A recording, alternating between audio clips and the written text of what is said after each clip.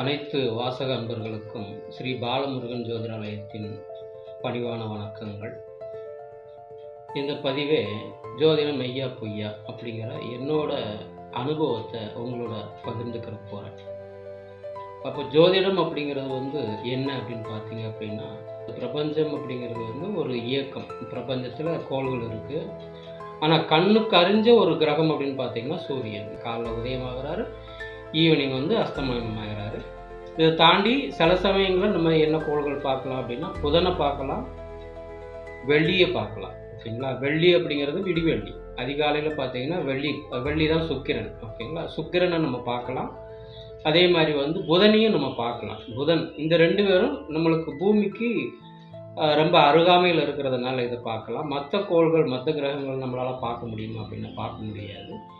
இவங்க எல்லாம் பார்த்தீங்கன்னா ஒரு குறிப்பிட்ட சக்தியால் இயக்கப்பட்டு கொண்டிருக்கிறாங்க. அதாவது சூரியனிட்டிருந்து சூரிய குடும்பம் அப்படின்ட்டு வரும். அந்த குடும்பம் சூரிய குடும்பம் அப்படிங்கிறது சூரியனை தந்தையை பாவிச்சு அப்படியே இயங்கிக்கிட்டு வராங்க. எனர்ஜியிலேருந்து சக்தியெல்லாம் அந்த சூரியன் மூலியமாக பெற்றுக்கிட்டு அப்படியே ஒரு கட்டுப்பாடோடு இயங்கி வராங்க. இப்போ இந்த கட்டுப்பாடோடு இயங்குது இல்லையா, இந்த இயக்கம் ஒவ்வொரு உயிரினம் அப்படின்னா ஓரறிவு, ஈரறிவு, மூன்றறிவு, நான்கறிவு, ஐந்தறிவு, ஆறாம் அறிவு, ஏழாம் அறிவு வரைக்கும் இன்னைக்கு போயாச்சு. ஓகேங்களா, அப்போ இந்த ஓரறிவு முதல் ஆறறிவு உள்ள மனிதர்கள் வரை எல்லா இயக்கமும் இந்த அமானுஷ்ய சக்தி இதை வச்சு தான் இயங்கிக்கிட்டு இருக்கு.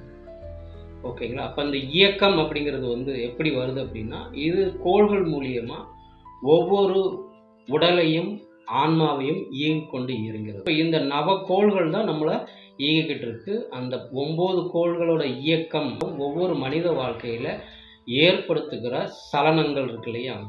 சலனம் அப்படின்னா அது பாசிட்டிவா இருக்கலாம், நெகட்டிவா இருக்கலாம்.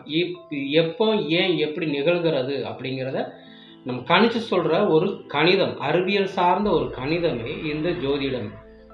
அப்போ ஜோதிடமே அப்படிங்கிறது ஒரு அறிவியல். ஓகேங்களா, அஸ்ட்ரானமி அப்படின்னு சொல்றாங்க இல்லையா. அஸ்ட்ரானமிங்கிறது வானியல். அப்போ வானில் நிகழ்கிற மாற்றங்கள் எப்படி நிகழ்கிறது, இந்த ஒவ்வொரு கதிர்வீச்சுக்கள் ஒவ்வொரு கோள்களுக்கும் இருக்கிற கதிர்வீச்சினால வானியல் மாற்றங்கள் நிகழ்கிறது.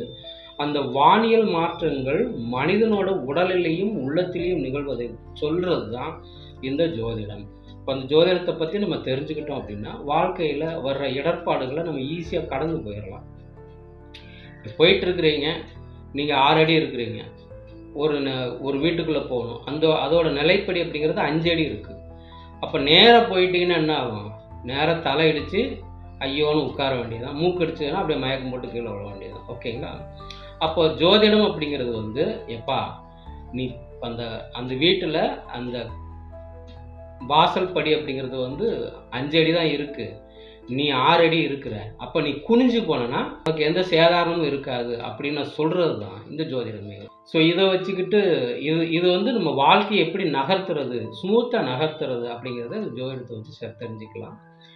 சரிங்களா, அப்போ ஜோதிடம் அப்படிங்கிறது உண்மை, முற்றிலும் உண்மை. இதை உணரணும். இப்போ காற்று இருக்குது அப்படின்னு சொல்கிறோம் இல்லையா, காற்று இருக்குது, அதை காமிக்க முடியுமானா காமிக்க முடியாது. ஓகேங்களா, ஆனால் உணர முடியும்.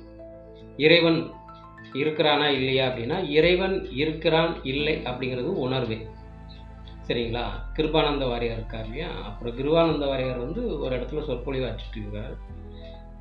அப்போ அதில் ஒரு ஆள் குதர்க்கவாதி என்ன கேட்குறாரு அப்படின்னா, ஐயா இறைவன் தூண்லேயும் இருக்கிறாரு துரும்புலையும் இருக்கிறாருன்னு சொல்கிறாங்க. நீங்களே சில இதில் சொல்லியிருக்கிறீங்க, நிறைய சொற்பொழிவில் இறைவன் தூணிலும் இருக்கிறான் துரும்பிலும் இருக்கிறான்னு சொல்லியிருக்கிறீங்க.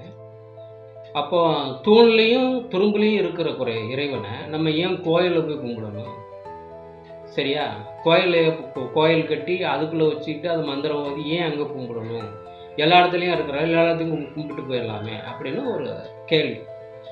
இது எப்படி கேள்வி அப்படின்னு பார்த்தீங்கன்னா கொஞ்சம் குதர்க்கமாக தான் இருக்குது. என்னையை பார்த்தீங்கன்னா அது கொஞ்சம் குதர்க்கம். ஓகேங்களா, நக்கல் அடிச்சுக்கிறது அப்படின்னு சொல்லுவாங்க, நக்கலாக ஒரு கேள்வி. அப்போ நம்ம சுவாமிஜி என்ன சொல்கிறாரு அப்படின்னா, அப்பா அங்கே வா, அப்போ மாடு இருக்குதுப்பா, பசுமாடு இருக்குது, பசுமாடு அது பால் கறக்குது இல்லையா, அந்த பால் அப்படிங்கிறது என்ன, பசுமாட்டோட ரத்தம் பாலாக மாறி வருது, பசுமாடு அதோட ரத்தத்தை பாலாக மாற்றி கொடுக்குது அப்படின்னு சொல்கிறாரு. ஓகே, அப்போ பசுமாடு அந்த ரத்தத்தை பாலாக மாற்றி கொடுக்குது இல்லையா? அப்போ மடியில் போய் கறக்கும் போது தானே அது பாலாக வருது. மற்ற இடத்துல நீ வெட்டும்போது அது பாலாக வருதா ரத்தமாக வருதா அப்படின்னு, மற்ற இடத்துல ரத்தம் தானே வரும்.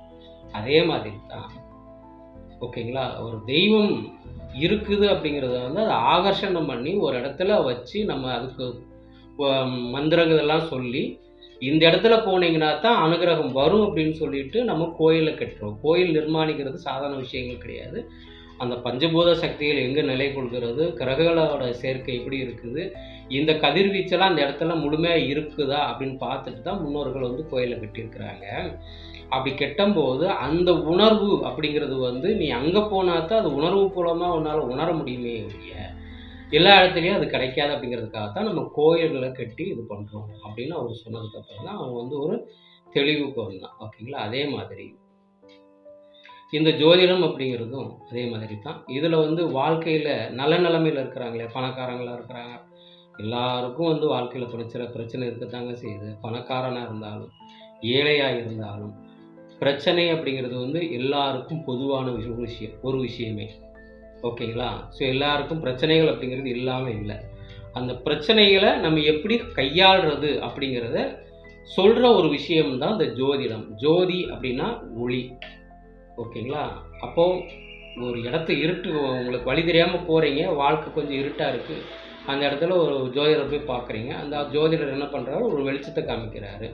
அதனால தான் அந்த வெளிச்சத்தை காமிக்கிறதுனால அவருக்கு பேர் ஜோதிடர். ஓகேங்களா. அதை சொல்கிறதுனால அந்த கலைக்கு பேர் ஜோதிடம். சரிங்களா. அப்போ ஆயக்கலைகள் 64 ஜோதிடமும் ஒரு கலையாக நம்ம முன்னோர்கள் வச்சதுக்கு காரணம் இது முழுக்க உண்மையே என்று கூறி உங்களிடமிருந்து விடைபெறுகிறேன். நன்றி, வணக்கம்.